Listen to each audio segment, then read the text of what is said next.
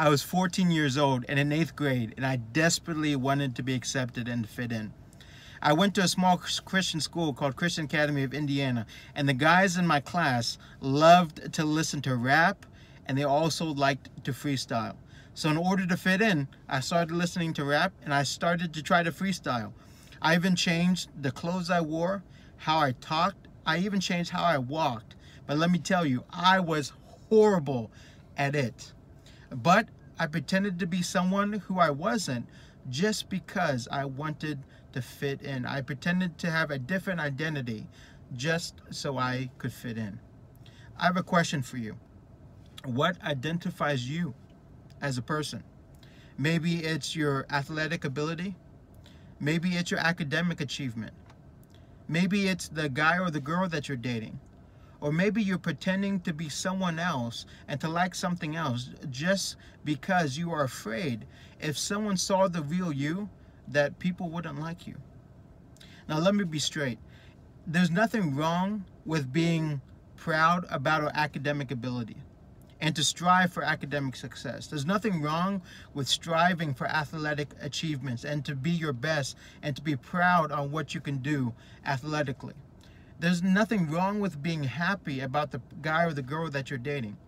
But the issue comes up when a whole identity or who we are is wrapped around our academic achievement, our athletic ability, or the guy or the girl we date, or anything else in this world. And the reason why is because all these things are temporary. You're not always going to be an athlete. The chance of getting a bad grade is always going to be there. And let's face it, high school relationships rarely last that long. And when we wrap our identity and who we are around these things, when these things are taken away from us or disturbed, then a whole world will fall. So the logical question is, well, what should I base my identity on and who I am?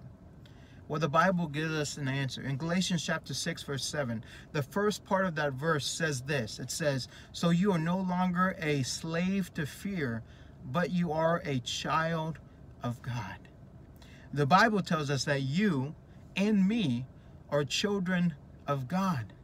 And the amazing thing about that is it doesn't change. That title does not change. It doesn't matter how old we are.